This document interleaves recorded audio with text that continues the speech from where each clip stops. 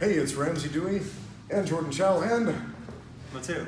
And we're here at the UFL gym in Shanghai, China, to break down a technique video we saw from Master Wong. Now, unlike the other Master Wong videos, we're not here to nitpick and complain and say he's doing everything wrong, but rather, I've been watching a few of Master Wong's recent videos, and I actually am genuinely proud of the guy because he has made some efforts to learn legitimate Brazilian Jiu-Jitsu, and that's awesome. So Master Wong, if you're watching this, very proud of you. Keep it up. Keep up the good work.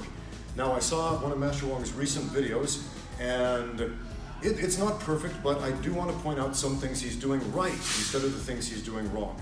So, for example, we have a situation where we've got two guys. Let's say Mateo's right here behind me, and Jordan's right here in front. And Jordan is displaying aggressive behavior. As usual, he's got his hands up, and so I'm going to pummel to the inside. That's good. This is a good control position.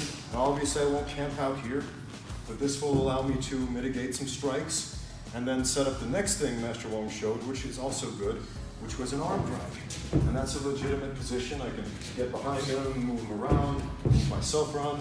But what Master Wong showed was also pretty good. Get over here and then push the guy away so you can make your escape. Let's break this down. Pummel to the inside, karate chop to the neck. Next, we're going to arm drag, get behind our opponent, and perform the deadly square dancing technique known as the do-si-do or the do-sa-do.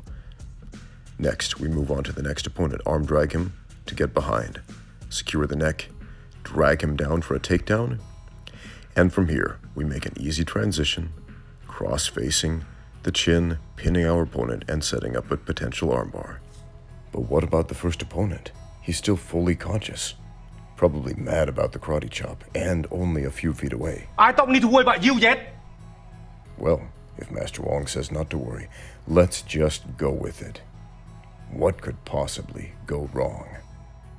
Now, just to make sure we understand the technique, we're going to try it out with no resistance. So he's in an aggressive stance. I'm going to pummel to the inside to mitigate potential damage. Karate chop him right there. Hi-ya! To weaken him up, soften him up a little bit. Right, set up this arm drag. Right, and then I push him away. Right. Okay. So far, so good. Here, let's try that out on Jordan. We'll try it on both sides. Right, karate chop. Hi-ya! Right, arm drag, we set that up, we push him away. Okay, with zero resistance, works pretty well. And again, these are based on pretty solid principles that we can use in a lot of different ranges of combat. So far, so good. So we pummel to the inside, karate chop, hi-ya, arm drag, whip him around, push him away. The second guy comes over. We're going to arm drag him too to get behind. We're going to grab this chin, hold him down on the ground, right? Next thing Master Wong does is he makes a frame right here, pushing the chin away. This is not the way I personally would make this frame. I like to use side control, use my shoulder, take away all the space, get a lot more pressure there.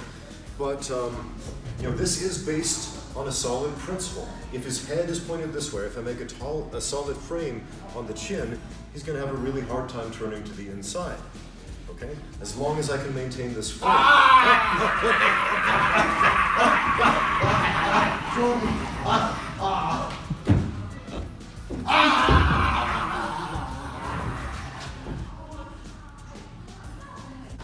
All right, we're going to try this out again.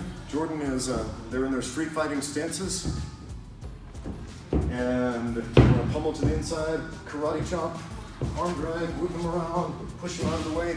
We got the second opponent, we're going to arm drag him, get behind, grab his chin, drag him down, cross face him. Right here, we've got a potential arm bar right there. And so far I'm feeling pretty solid about this. I wonder what happened to that second guy. Jordan, he's still there.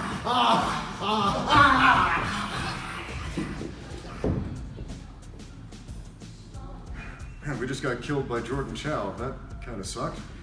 That seemed to be going pretty well. I mean, the arm drag is a pretty solid technique. I use that all the time in MMA and Jiu-Jitsu, and the cross face, that is a solid frame. It works, but it seems like we're forgetting something. Just one little...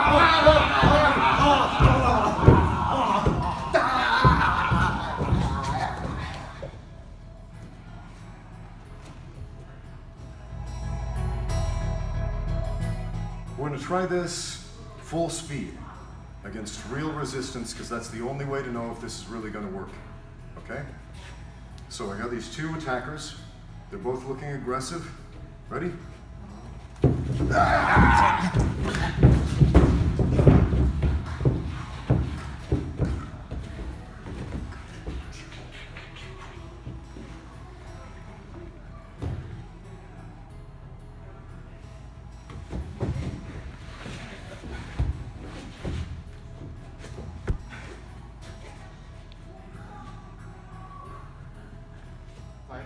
Oh man, so I think I may have blacked out there. I don't remember what happened, so it obviously didn't count. Let's try that again. You stay right there until I'm finished with Jordan, okay? I don't need to worry about you yet. Wait your turn, like a good average street dog would. All right, you ready?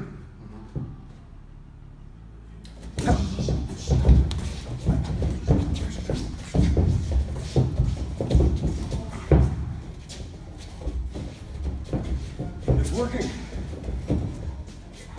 It's not working. He's still alive.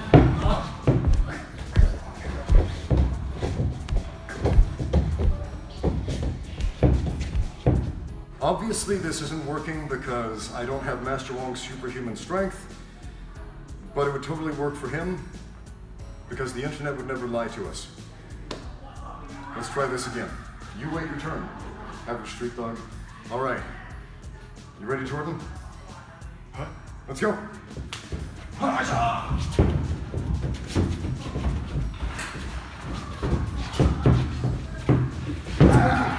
Go!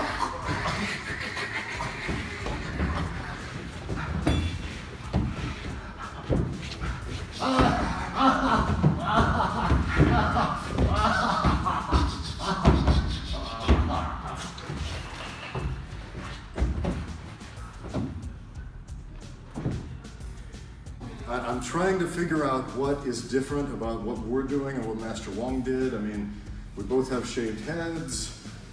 We both have the letter W in our name. And yeah, maybe there was a little more space. Here, take one step back. You take one step back. All right. Are you ready? All right, here we go. Tie up, karate chop, arm drag, wheel him around, push him away. Second guy, arm drag, drag the face, drag him down here, cross face, arm bar, and